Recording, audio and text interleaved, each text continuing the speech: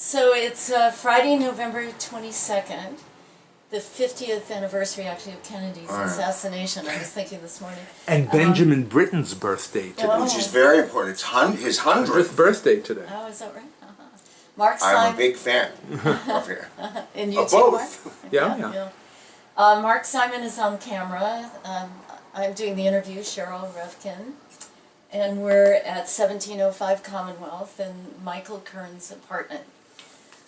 So actually I thought I might start with, do you remember what you were doing when you heard about Kennedy's assassination? I do.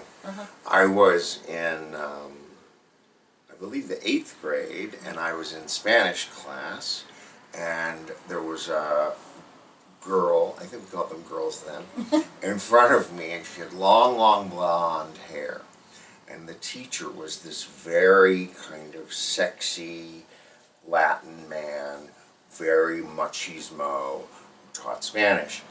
And it came in over the speaker above his head, the information. And I remember that I will never forget this, he turned his back to the class, and his whole body started shaking, like convulsing. And then this girl in front of me, she became hysterical, and her head fell on the table, and all this blonde hair sort of fell. And those two responses I remember. I mean, I remember being touched by it, but I don't think at that point I had a particular,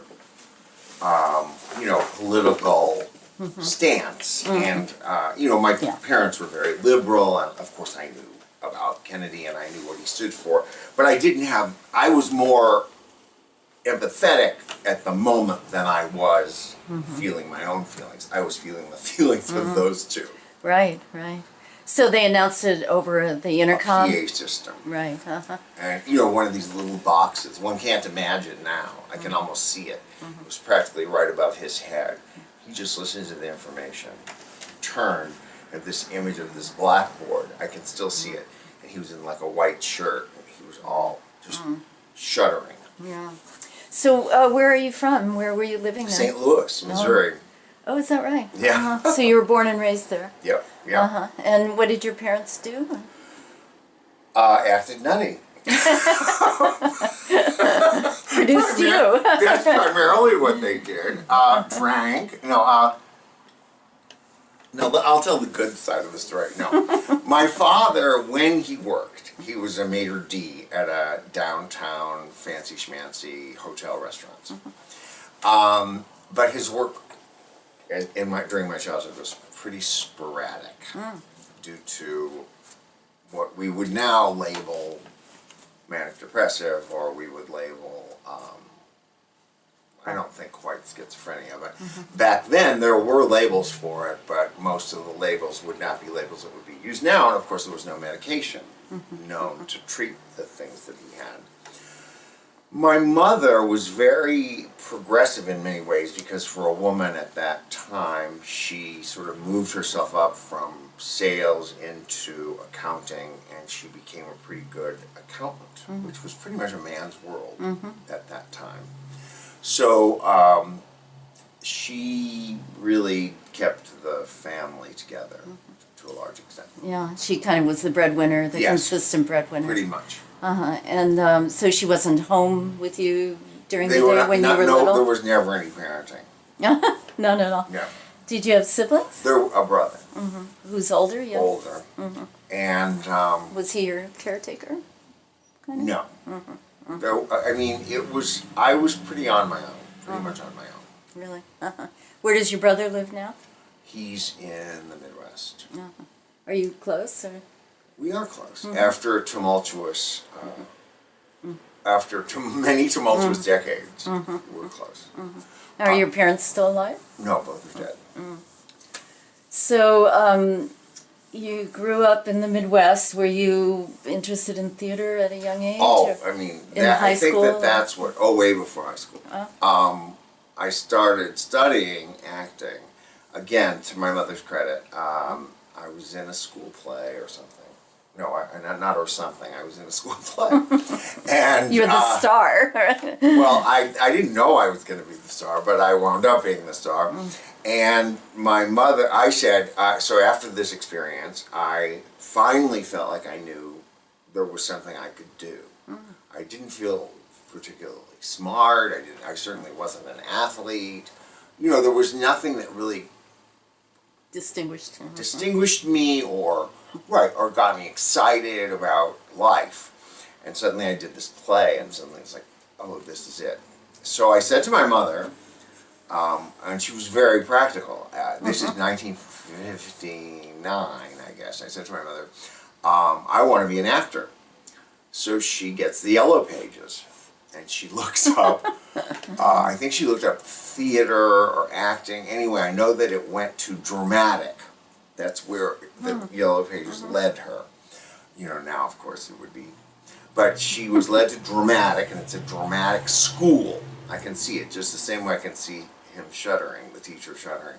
Dramatic school, junior theater, the address. So my mother called, and and it was this sort of grande dame type woman who was a New York actress. I didn't see any credits of her New York acting, but that doesn't matter. She really was a good teacher. And she was teaching kids Stanislavski's method at 9 years old. I was 8 actually when I started. I think I was 8. And it was very controversial. She was written about in the newspaper because she was getting kids to cry and sort of go through these deep emotions at 8, 9, and 10 years old. Well, I studied with her into high school, and then she proclaimed that I was a gifted one. So then I started studying with her privately, and as I said, she really knew what she was doing, and she really did teach me. So she Gave you confidence and became sort of a maternal figure, I'm sure, that I didn't have. So is it straight acting, or were you singing, dancing? No, just acting. Just acting. Pretty much just acting. You don't consider yourself to be musical? I better be. I'm doing a show in a week. That's a new founded discovery I have made of myself. No, I always kind of wanted to sing, and somewhere along the line, when somebody gives you a negative message, and then you think that sticks no matter what anybody else might say. So somewhere along the line, I think I was a Goodman studying at this point. And some mean teacher, they were all mean. That was their mandate. There was to be mean as they possibly could be to the students, and that you'd learn something from that. And he said, "Oh, you can't sing." So that was it. I can't sing. So then I would audition. I'd go to singing classes. I would try out. I would and that message just was loud and clear. So now I've decided at 60, whatever it is, 3 years old, that I can sing a little, and that I'm not going to let that image carry me through to my dying day. Good, great. So I don't think I can sing like Julius LaRosa, but I can tell a story with the words. That I know I can do. So I go in with the confidence that there will be no question what it is I'm singing. I see. The notes may not be always perfect. But I've also chosen songs that are talky singing. Yeah. And what about being gay? I mean, what about being gay? Did you know at 8 or 9 years old, or did your mother know? I think my mother knew. Here's the story about my mother, which is probably the most pertinent story. Again, she had this practical side. I mean, there was all kinds of dysfunction with my mother, but on the other hand, there was like the polar opposite of the dysfunction, which was she was very functional and saw to it that things were taken care of in a strange way. So she had these suspicions that I was gay, and since my father was in and out of the mental care units and in that world of mental illness and whatever, of course being gay was then considered a mental illness in the 50s, she wanted to get an answer she wanted to know My son. is Michael gay? So she takes me to a psychiatrist, and I can remember this too. I can remember just sort of highlighted things in my childhood, and this is one of them. We go to the psychiatrist, and he puts me in this room filled with gender-specific toys, guns, and whatever, baseballs. I don't know, and then also in this room, and he's watching from a two-way mirror, whatever. He's watching my behavior, see what I'm going to play with. So I go, of course, to the doll's house and play with the dolls and do certain things. And when the interview's over, now keep in mind this is St. Louis, Missouri, in the 50s. I don't know exactly what age I was. I think even this might have been before the theater stuff. I think I might have been 7. He says to my mother, well, I don't know whether or not he's gay, but he wants to be a father. So isn't that fascinating? Yeah. And It was in your script. It's in my Mom script. knew. And my mother sort of was like, oh, well, I guess that means he's saying it's okay if he's gay. What would have led your mom to think that you were gay? Do you remember? I What think was the just, behavior? girly things and, probably dressing up in her clothes and all the typical stuff. Wanting to, Your friends? acting effeminate. Did you have friends? Little boyfriends? I had boyfriends that were sort of also gayish. I mean, a couple, that I think that they were queer, whether or not they were gay. That my male friends were either really intellectual or, they had something that marked them as being different as well. So it wasn't any sexuality, obviously. It was completely based on, who I was or what I was exhibiting that made her think that I was. And what about your relationship with your dad? I mean, was Well, he my father, kind of tuned in? again, he was very tuned in. And he was just this, I could say a lot of negative things about my father, but the most distinguishing thing, I think, and the most important thing, really, at the end of the day, is that he was a complete and utter liberal and very smart and had no homophobia. Just none. Right. My mother had much more.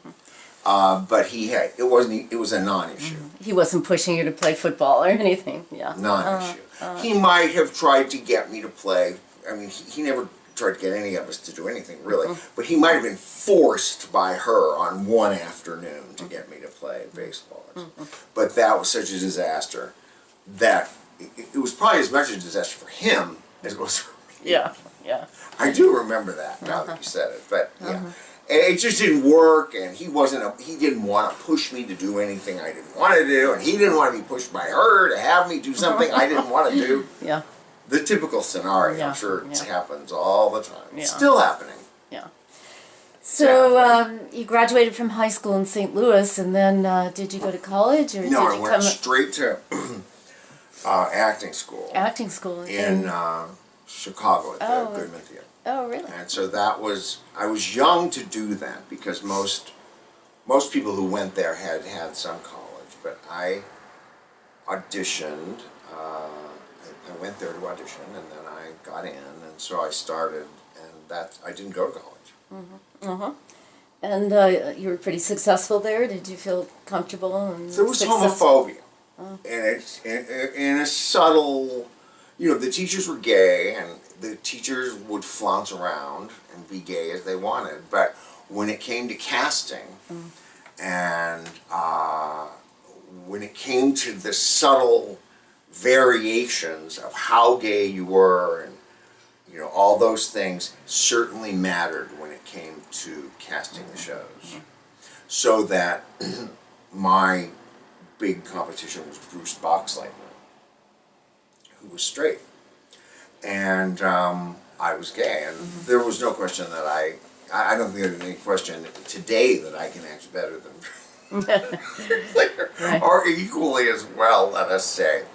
But he would always, there were rare occasions where he would almost get the part, simply based on the fact that they went on the assumption that many people still do as we sit here, that you cannot be gay and play straight. So that was there. I learned very early on about homophobia and, in the theater, even in the theater, not just in Hollywood, but in the theater. And it was such a disconnect between seeing the teachers who were out and the designers who were out, and a lot of the students who were out. Certainly the directing students could be out, and the design students could be out, but the acting students could be out. So I sort of, probably some of my seeds of protest had been planted. Did you have a relationship then, a boyfriend? Yeah, completely. Like your first gay relationship? First big, what I'd call a marriage, like George and Martha. That's the kind of marriage it was. Yeah, it was pretty serious. It was severe and crazy and nutty and all the things that one can imagine. What was your next move then? Well, then we moved here together. Oh, what was your lover's name? Tom. Tom. Was he an actor? No, Yes. a writer and a director. Oh, But really? he moved here as he moved here as a writer-director. And we lived right in Silver Lake. So you went, how long were you in 3 years the Goodwin Theater? in Chicago. So you were about 21 then? I was 21 when I came here. With Tom? Yes. Directly to Silver Lake. So, Directly from wow, from so this was so the St. Louis, 70s? Chicago, Silver Lake. wow. So this was the early 70s, 1971-ish or something. Okay, and what was Silver Lake like then? You know what? It was similar. I mean, my memory of it was that it was gay friendly, and that it had this sort of bohemian stance, and it was mixed. I mean, I don't think it was a lot different in terms of its emotional content and the sort of content of the people who lived here, sort of the overall emotional landscape of freedom. And I mean, there were issues around prior to Sunset Junction and those things. There were some gang issues, and I mean, I'm not suggesting that there wasn't some homophobia, because there was, clearly. But I'd say in terms of Los Angeles at large, I would say that it was a pretty safe place to be.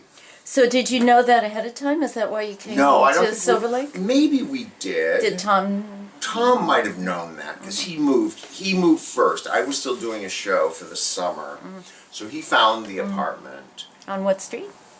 Westerly Terrace. Oh, really? Near my A office. really nice apartment. And he found that was probably about $400, $300. Yeah. A big balcony. Yeah, he found the apartment, and we. So he may have known something about the complexion of Silver Lake. In fact, Did he you probably did. hang out in a gay scene, like gay bars in Silver Lake, or? Well, yeah. There was like a bar right at the bottom of the hill there, which I can't. It's now. I don't know what it is. Was it Spaceman? Maybe it's an ethnic restaurant. You mean at Sunset and Westerly? Oh, over there. Yeah, those Mexican and Spanish seafood restaurants. Yeah, that was a big gay bar. And there's Los Globos right across the street, right? Right, and that always had some varied reputations, right? I mean, it was. It It wasn't a gay bar. Well, it was sort of a drug bar. Yes, right. And I think it might still be. Cuban mafia is what I heard. Or Really? something. Well, drugs would go with that. But it had that reputation. I mean, I know that gay men went there to score drugs. Oh, they did? Yeah. Okay. So you were learning So you something had about Silver Lake. yeah. Well, this is the history of Silver Lake, right? And you had gay friends, like a gay community? Oh, yeah, there? we had gay neighbors. And I mean, no, we had next door neighbors who were gay, actually. So, and then I'd say on the street, Westerly Terrace, I'd say every fifth or sixth house there were gay men. So there were a lot of gay men, and a lot of lesbians too in the area, even in the 70s. And you came out here to be an actor. I came out here to be an actor. Did you work as an actor, support yourself as an actor, or did you have another day job? Or? I had day jobs, all the things you can imagine. I was never a waiter because my father, was in that business. So Maitre d', right? I didn't want to be anywhere near what my father had been. So that was like some kind of protest. Didn't want to be in that milieu. But I worked retail. I was pretty good at that. And what else did I do? And then I started writing. I wrote in high school journalism. I did a lot, and I had a good record in English classes and stuff. So I did some journalism. I made a little money at that in the 70s. And then do you remember? Yeah, I did some TV. I did the big explosion around my career came with the Waltons. I'd auditioned, and then I did a play called The Dirtiest Show in Town, which was written by Tom Ian.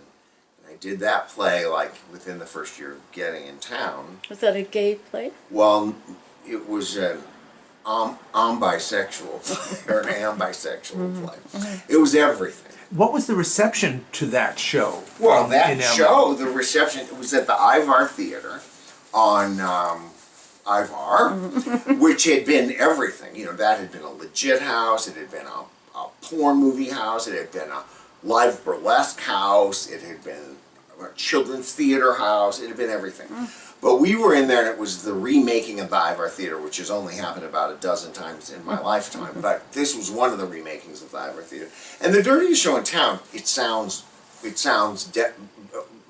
by definition and by Tom Ian's tongue-in-cheek, it is much less dirty than it appears. Although the dirtiness, if you can imagine, meant nudity. That's really and some sexual situations that were with men and women and straight and gay. Completely masked, simulated sexual situations, which was about, 15 minutes of an hour and a half show.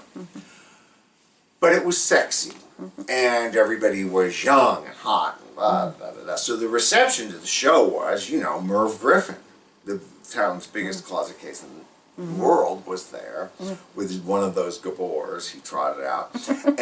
But also, I remember being backstage with, don't cut any of this.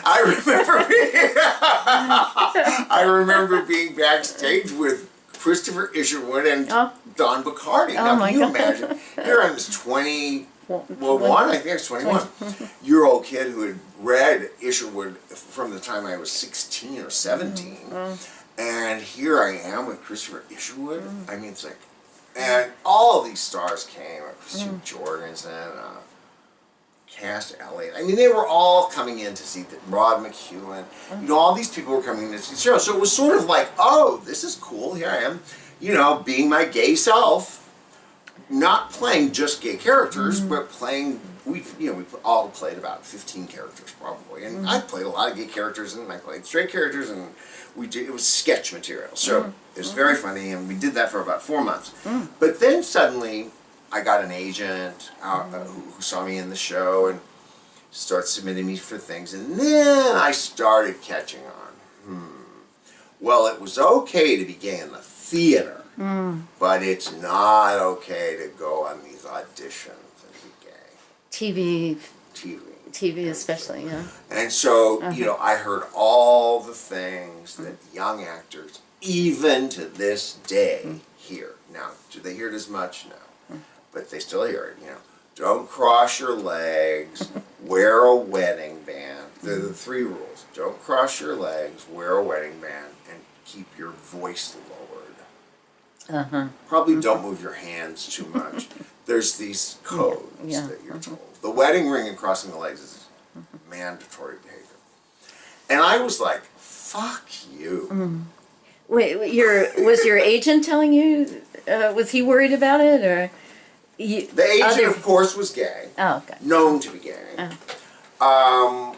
Where he wanted to place me was the old. It sounds so old. Was the end of the contract place. which were Universal, and it was the end of the contract player. Sharon Glass was there, Michael Onctine was there, Randy Mantooth, Carrie Snodgrass, who went from the same school I did, who was a Silver Lake person for many years.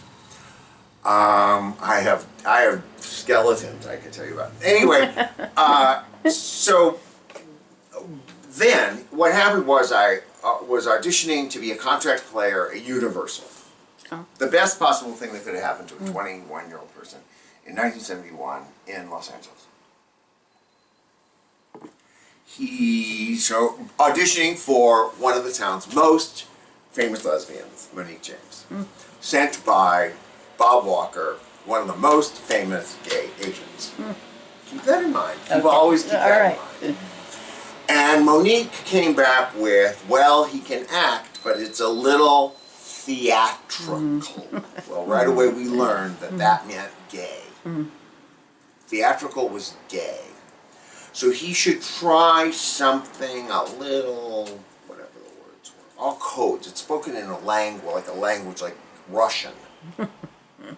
But they know what the language means. And I'm trying to decode some of this language. Theatrical, well, I went to acting school. I was taught to act in the theater, so I guessed it. So I went back to Monique James 3 times because I could act, and she knew I could act. But she wanted to rinse out or wring out any trace of gayness. So eventually the scenes I did became, I can't quite remember them. I think the second one was, Mark, you would know this, a play about young Will Shakespeare. Aaron Bancroft did it. Like Cry of Players. I told you you'd know. I did a scene from Cry of Players playing a sort of softish Will Shakespeare. I mean, it's a scene with his wife, yet he's clearly Theatrical. He's not so theatrical as he is latent. Oh. And she's older. So I did that scene because I'm not an idiot. I mean, I had to choose scenes that I felt that I was that I could pull off and that I could connect with emotionally. That didn't mean they had to be gay characters. Not one of them was a gay character, by the way. The first one wasn't a gay character. But, so I played this character and I did it really well. Oh, no. Yeah. He's got to do something. Now we get to the words like tougher. They never say more masculine. They were smart enough not to use that. They wouldn't dare say that, but said something tougher. So then you'll know this one too. Blythe Danner did it, and it was a soldier coming home from Vietnam. Maybe Summer's in the title. Right, Summer Tree. Summer Tree. How do you know this? Could you come around with me all day? I'm like Mae West. She used to have people around who were. Anyway, Summer Tree. So I did that. And again, I was really like, but then finally, that 3 strikes, you're out. Because that was also sort of a tortured, wounded, he was a vet, so he was certainly masculine, whatever that means. But he, so then they said that of course they knew this going in, that I was too much like Michael Onctine and Randy Mantooth. And these contracts were, the contract player system was gone. It was, there were they all had about 2 years on their 3-year contract left, and Universal was wiping it out. So even if I'd gotten it, which would have been great, I'd have gotten a 3-year contract and blah. Who knows? Who cares? I mean, it was a big deal then, though. If you can imagine going back 3 times and the pressure. But the pressure was really all about me de-gaying myself. And somewhere along the line, that started lighting up. Yeah, you were saying you really weren't comfortable with that, I was and not comfortable with your them trying to consciousness. change me. No, changed. because I was going to be who I was, and I was going to be an actor being who I was. So then I started doing a lot of. I started doing theater pretty much I don't know exactly how it happened. I can't put it all together. But the Waltons came in there somewhere while I was doing this outrageous play called Tub Strip. I can't remember that. And I also did the whole book thing. I don't know if you want to talk about all that, but Oh yes. Talk about not cutting anything. A little bit about the book. The a little bit narrative, about the book. you know, my own narrative has become my own narrative, but it's all in my book, The Truth Is Bad Enough. Okay, I'm going to make it really simple. Tom, the lover, the first lover, wrote a book called The Happy Hustler, which was a book written in a weekend, totally fictitious, based on Xavier Hollander's best-selling book called The Happy Hooker. It was almost like a joke. Like, oh, somebody should write a book like The Happy Hooker, only call it The Happy Hustler. That'd be funny, wouldn't it? Ha ha ha. Yeah, it would. So he writes this book. Lo and behold, he sells the book for a lot of money. Tom did. Tom did. Wow. And lo and behold, they think, well, we have to have a picture on the book. And Tom was way smarter than I was and didn't want his picture on the book, but I was desperate for attention and everything else. And very handsome. And thank you. And had a certain look. The stud. So that became my, what could you call it? A disaster in many ways in my life. So I sold them a picture for $250, which was to go on the book. And eventually they being Warner Books, by the way, this was no slouch. Publisher. No, this was in big skyscrapers in New York City. They then decided that they didn't want to use that picture, but they would do a photo session, and that they would do a nude photo layout in a paperback book, which was the first time in history anything had even been thought of, like, to do something that outrageous. So I'm kind of like, oh, well, I didn't have a TV career, and they think I'm too gay, and oh, well, I'll be out of the closet now forever if I do this, and that's fine. I don't care about being in the closet. And now they're going to send me to New York, and I'm going to do a big photo shoot, and blah, blah, blah, blah, blah. Then, it's still just a photo. It's still just a photo. I don't even think I'd read the book, to tell you the God's truth. Now the photo session, I'm going to get $500 or something. Meanwhile, I'm doing this play, Tub Strip, in Washington, D.C. And I'm doing the play, and the pictures have appeared on the book, and there's a pre-sale of the book to, like, the press. And somebody wants that guy who's invented, who is not me, to go on a talk show. Oh. So Tom, whoring me out, calls me while I'm doing this play and says, can you be on this talk show? I said, well, how can you? I'm not that character. Well, read the book. Yeah. Learn it. You can play it. Well, what about there's a zillion inconsistencies. I can't, well, we'll figure them out. So with the press people at Warner Books and Tom, and this was within days, I was to appear on this talk show. I then did this talk show. It's called the Pat Carroll, not the Pat Hypnotist. This was a Pat Carroll who had a New York talk show, which was very perky, and it was a very popular daytime talk show. Very popular, a big show in New York. And I went on this show, if you could imagine. Having to learn, which was virtually a script for me. I had to learn the details of the script. I had to know how I was going to answer the questions based on the fact that I had fictionalized the book. And I was really this actor named Michael Kearns, who acted like he was this character in the book. Wow. All to be on TV. But I got on TV, and that was the beginning of 2 years of being on TV as the Happy Hustler. Wow. Oh, 2 years? 2 years. You mean doing a talk circuit? Doing interviews. And Oh my God. affecting gay men all over the country. And that's the good part. Right. I mean, that's the sweet Yeah, part. yeah. Who I get Facebook messages today Oh my God. Wow. saying, if it weren't for that book, I wouldn't have come out. I had that book in my high school locker. I hid that book under my bed. I could show you. I mean, so in that way, it was this really positive thing. Yes, Because I was on TV, I was saying I'm gay, I was saying there's nothing wrong with being gay. Nothing wrong with being gay. And for a lot of, thank you, Mark, for probably, the book sold like 500,000 copies. Wow.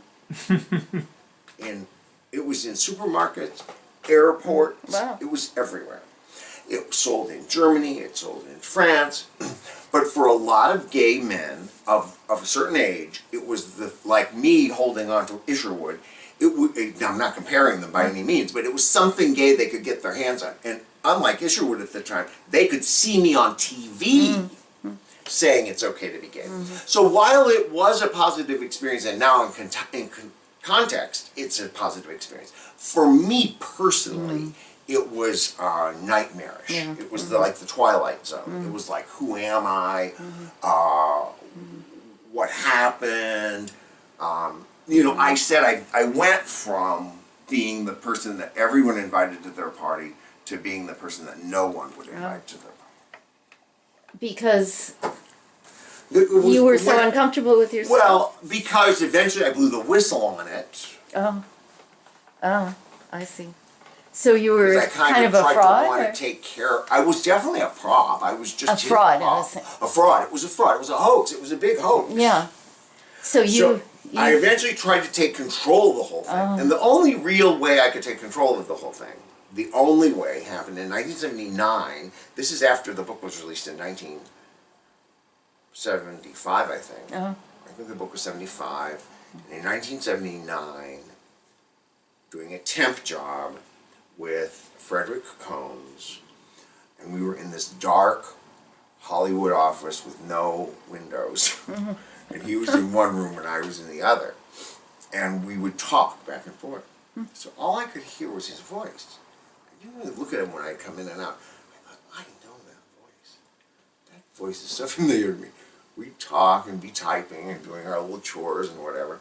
Suddenly I thought to myself, he was in The Boys in the Band, the movie. What in the hell is he doing in this office, working?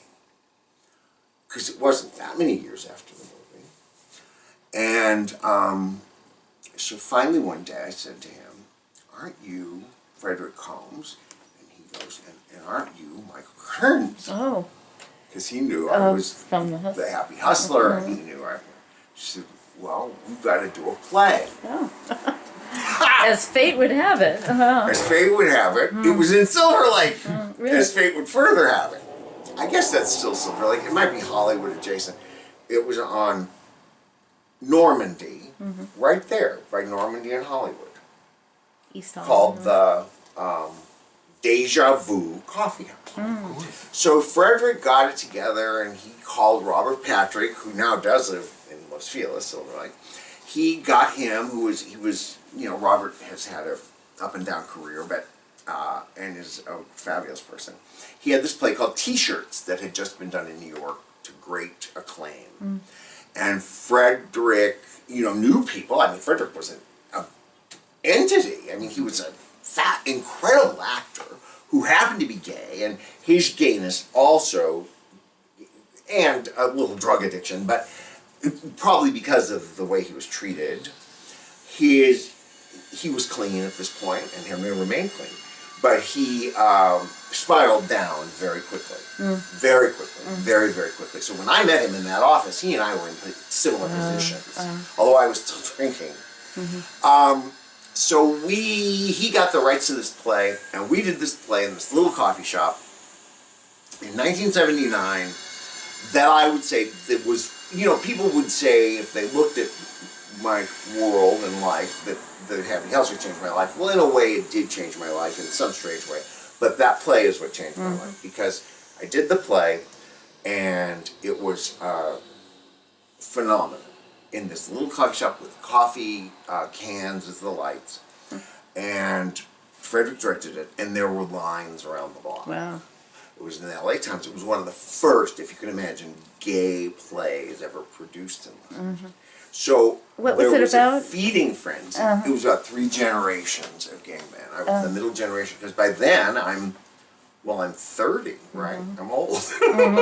I was 30-ish. 31.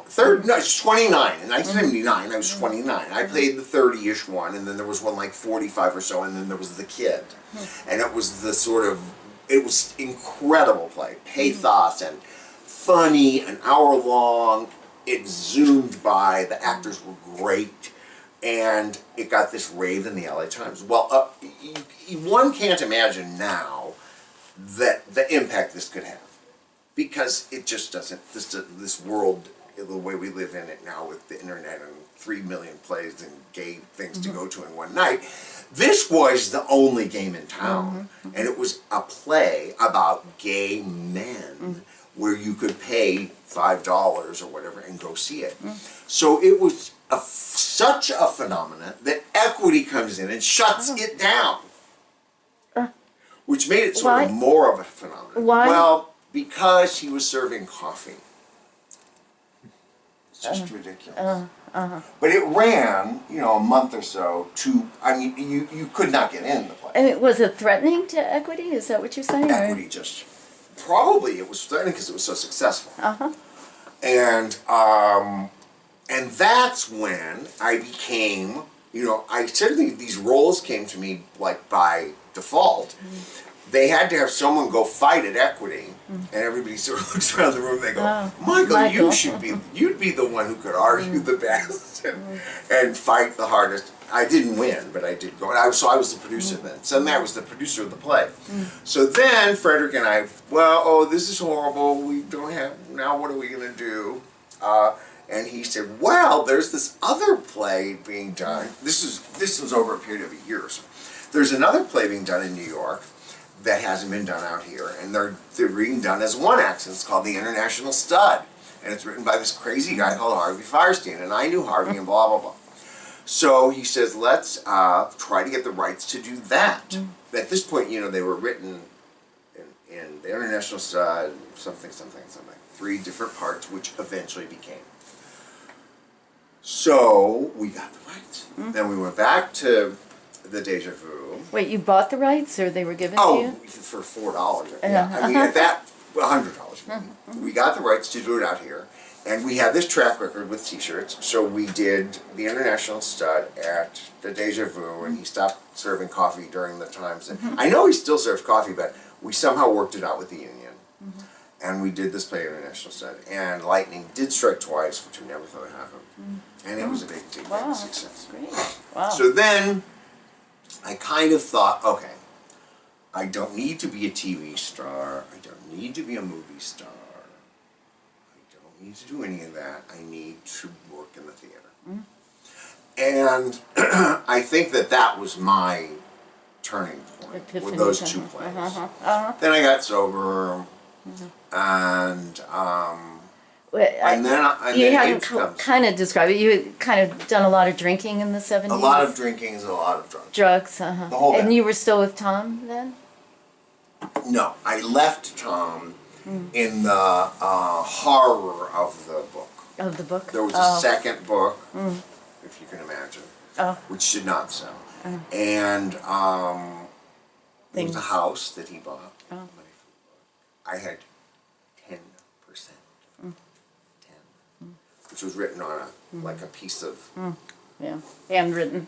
I couldn't go, if I was going to go and try to sue him, or I could have, probably. I probably could have won a lot of money. I didn't care. I just wanted out. I had to get out of a relationship. Now that house was the house right by the LaBianca house. Oh, is that right?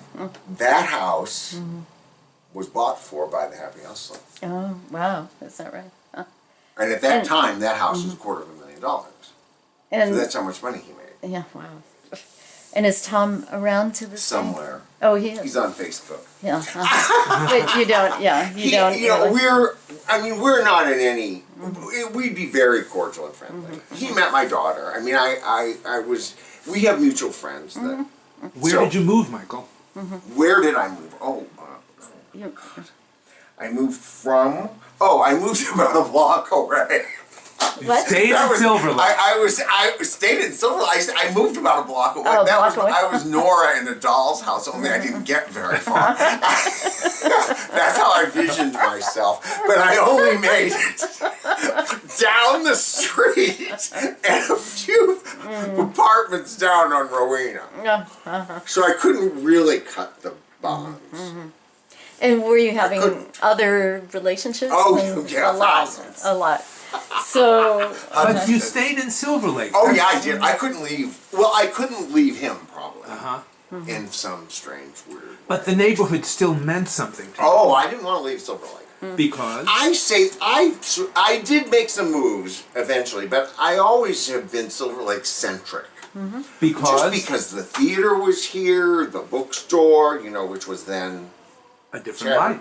Oh, well, then there's a different light comes that into point. the picture. There's that bookstore, there's Chatterton's, there's the neighborhood, there's little coffee the shops. culture, too. The culture really, was yeah. I have Your always considered it my culture. Yeah. I've always considered Silver Lake home. I've said this repeatedly over and over and over. Even if I've been in Los Feliz, or even when I was in Glendale, I've always been right very close. And I've always hung in Silver Lake.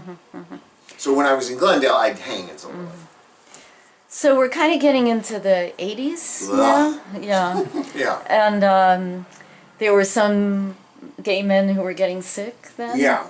I was. I And- remember it was called the What? No. Ast- oh, It was called Astros? Conrad's, right? I think so. Where Astros is now. Where Astros is now. It I was think you're right, Conrad's, yeah, I think. Was the name of it. Don't ask me what that was after. And I remember sitting in a booth. This is another one of those memories. And a friend of mine, Mark Shea, said to me, this guy I know got sick like real fast, and he had a cold, and then suddenly it seemed like a flu, and suddenly he was dead. And then he said, and then I heard that somebody else got sick and died. He named two people, and then he said, somebody said it's a gay cancer. What? It's like, what are you saying? A gay cancer? And so then, there was more press and more outward knowledge or exposed knowledge in New York, that New York Times article, before we got it. Then it wasn't long after that, keeping in the Silver Lake theme here, that I heard that somebody had done music for me, again with the Frederick Combs piece. We continue to be partners. He had done the music, and he was in the gay men's chorus. And somebody said to me, Sean Foreman is sick. And I said, sick? So yeah, he has it, whatever it is. I said, oh, well, I should go visit him. So I went, and it's sort of right at that, it's right where Fountain becomes Hyperion. There's a little house that's still there. And that was near where you had a theater, right? Right next door. Right next door. Practically right next door. And I had no idea what was going to open the door when I got there. I had no idea. Yeah. And so he opens the door. He's sweating. And sweating. I don't even think that I don't know if he'd been treated. It was this big, Or diagnosed, you mean? I don't know. The diagnosis would have been grid or whatever that was at that point. And there was a big bed in the center of the room. It's like this small house. It wasn't an apartment, though. It was a house. And he walked around that bed, and he was sweating profusely, and he had lost all this weight, and he was repeatedly saying over and over, what's going to happen to me? And he was how old? Like 30s or? 30s. 30s, like a contemporary of yours, maybe? And sort of rubbing his head. rubbing his head or sort of hitting it, almost hitting his. I mean, I think he could have been in. He was just in extremis. You know, whether that was dementia or whether that was Well, it's kind of emotional.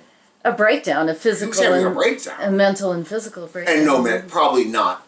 Even if he was on some he might have been on AZT or something, but he wasn't on any kind of combination like I'm on now that's addressing emotional stuff and physical stuff. And so that was my first sort of encounter with it up close. Yeah. And at that point I said to myself, I know there was another point that comes shortly thereafter, that I had to do something about this. Something in my You mean head. politically or personally or Theatrically. theatrically? Both, all. Politically, personally, and theatrically. But the political and personal, the only way I could do it was theatrically. I mean, or that was Well, that's the who thing you I are, knew. right? That's the artist. That's what I that knew you- best. Yeah. So then, I really do get mixed up in the time frame here. I mean, I have it all written down, but I get mixed up. But I know then another significant thing happened that I do talk about specifically in the show that's upcoming, which, you know, the people will say, well, even you could do a nightclub act and talk about AIDS. I said, that's right. So, Victor Lopez, who was sort of a really like hot Latin guy who did a lot of TV actually. He was in the movie 10. He was in the closet. We had this big torrid affair in about 82, let's say, or 3. And he had a boyfriend and blah blah. It's just a typical entanglement like I was always getting into, which was highly dramatic and emotional and passionate and hysterical and inappropriate and all, you know, because he had a boyfriend and blah blah. So anyway, but I was madly in love with him. Madly. Much more than he was with me. And so a couple years later, I'm in Glendale now, in a little guest house. And I get this call on the phone. And I just say hello, and he says, this is when we answered the phone. And so he said, I just thought that you'd want to know this, that Victor Lopez is dying. Oh. And I'm like, what? Victor Lopez is dying, and I just wanted you to have that information. And I said, oh, thank you. So I called immediately. And like within 10 minutes. And I got his mother on the phone. And she was very protective. And she said that she'd have to check with him. Little did I know why. But she'd have to check with him to see if I could come visit. So call back in a day or whatever. So I called back. Yes, you can come. So I came. And that was the first time that I was horrified by the way someone looked. Because I guess partly the contrast that he was like this gorgeous creature and now weighed 100 and something pounds and looked about 60 years old and was just ravaged. It was just basically bones and his hair had all turned gray and his face was just gone, you know, completely imploded. And he knew me, and I knew him, and he knew I knew him, and all that. And then I said to the mother, well, what can I do? And she said, well, you could come on Wednesdays. Yeah. And I said, come for how long on Wednesdays? And she said, well, you could come spend the night on Wednesdays.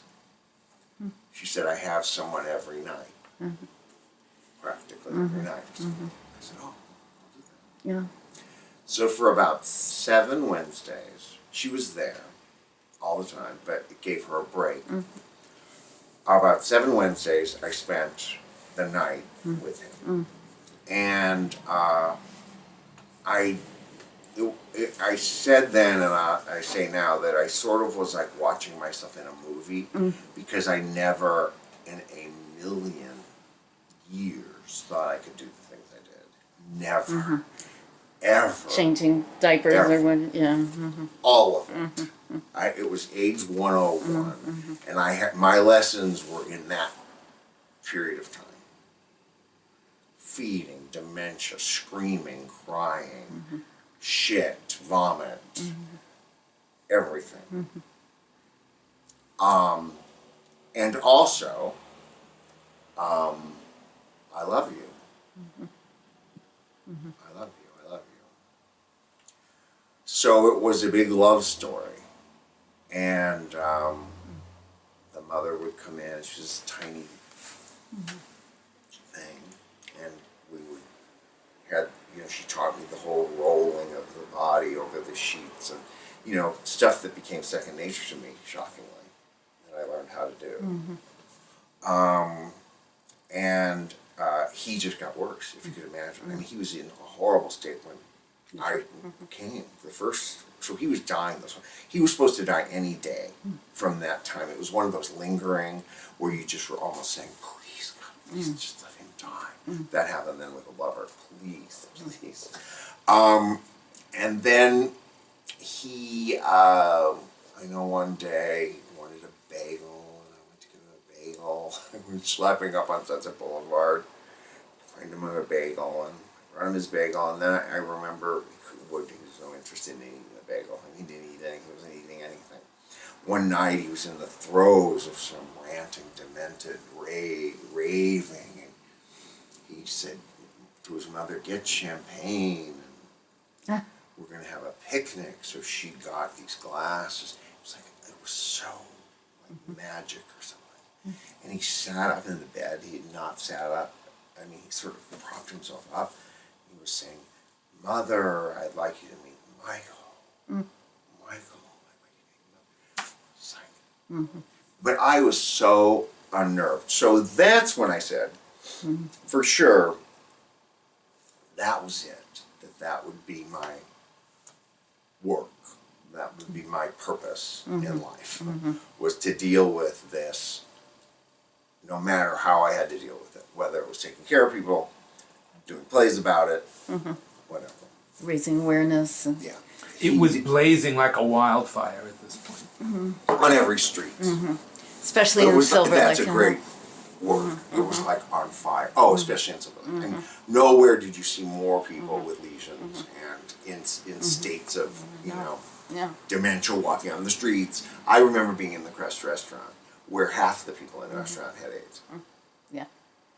And did you realize that you might be infected? Or? Oh, yeah. By the way. Of course I thought it could, in those days you sort of did simple math, and you go, oh, well, Victor has it. Oh, well, I fucked with Victor with no condom. Oh, well, I got it from Victor. But of course it was not that simple. Although I do say that everybody who's HIV positive has a romantic story. Yeah. Mine's Victor. Yeah. But everyone has the romantic version of how they got it. Yeah. And then they have the crazy, distorted, dishonest ways they got it. I love those too. In my eye. I've heard that one more than once. Yeah. No, darling. You did not get it in your eye. You were getting stuck. You could call that your Isn't eye. that German for eye? The eye of the storm, maybe. In any case, so Victor did it. So that was 85%. And then came, the rest you sort of know. There was flooded with plays and then docudramas. And what about the stage benefits? Could you? Oh, those started right around there, or if not earlier, from 84, I think. Maybe Victor wasn't even, he might have been dead. I lose track of that. But then that happened with Jim Pickett in the Crest coffee shop. We were sitting there and said, oh, well, we should do a benefit for AIDS. And we thought, oh, well, AIDS we'll get, some people from the theater community, because now keep in mind that the theater community was made up of presumably a bunch of gays and lesbians, etc. And even then, I think it was 84, I could look at that, but even then, we were calling around and trying to get people involved. They didn't know what AIDS was. And some of them said, would they catch it if they came into the theater? Yeah. Questions like that. Yeah. So we realized we had to not only try to make money, but to try to educate and do all those things at once. At Wait. that point, APLA, I wish I'd never thrown this away, but in one of those phone books that you hear about people throwing away or doing something with, I had one of those phone books that everybody in it was dead, or like more than half the people in the phone book were dead. And it also had an index card that said AIDS Project Los Angeles. It was a pink index card, and it had the 6 names of the people who were involved. That was their letterhead and and so that's when we were doing this benefit for APLA. They had no letterhead even. Right, It was an right. index card. I Right. wish to God that would be something for the archives. Yeah. But I threw that whole book away at some point, some dramatic moment. Well, I couldn't take it. I had a second book that then also became filled with people. Oh, yeah. 2 phone Yeah, sure. I think I might have given that one to the archives. I'd start putting I refused to black out the names. Yeah. So I'd put a black box around the names. Then that was sort of morbid in a weird way. And then I just could not bear the book. Then I get a second book. And, oh, well, it's not gonna, this isn't going to happen again. Yeah. Yeah. And how were you making a living then? I mean, you were taking care of people, you were involved in I was educating doing people. well, here's the irony. Then I started doing some TV. Oh, really? Yeah. Really? Uh-huh. I mean, then I started doing some TV because, playing people with AIDS, which was ridiculous because I'd have to go through these. I mean, the irony of some of this stuff, it reads like slapstick comedy. I would go in looking kind of like I do now, or, maybe a little younger, and they would put me in makeup for 3 hours to make me look like I had AIDS. So I'd be sitting there going, oh, is this what I'm going to look like? So Hasn't happened yet. did you know you were HIV positive? I was in late, the 80s? and I was afraid, and Jim Pickett and I were like, not lovers, but close. And it was like, well, are you going to get tested? Are you going to get tested? Are you going to get tested? When are you going to get tested? Well, we're not going to get tested as a political statement because, and there was a lot of that, and I think there was some validity to that, and then I also think that we were afraid. And I think eventually I realized, okay, the political statement should be put second to my health. And if I do have it, which indeed I probably do, I had no symptoms or anything. I still have no, I have symptoms from the drugs. I don't have any symptoms from AIDS. Like opportunistic infection, or so you didn't I get never had an pneumocystis. opportunistic infection. Right. But I have severe things, as you know. I have severe neuropathy, severe. So I haven't gone unscathed, and that's what people think, which is, and then let's talk about some of the trauma and the dreams I have at night.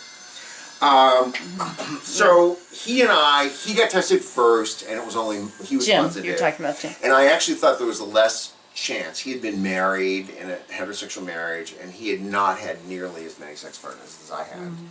And it wasn't a competition, believe me. I had wished I'd been him. Yeah. But so I didn't think he'd test positive.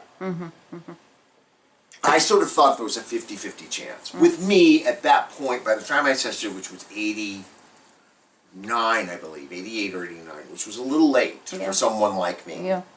who had so many friends and so many boyfriends who were dead at this point. Sure. So it wasn't like I was going to fall off the chair when I heard.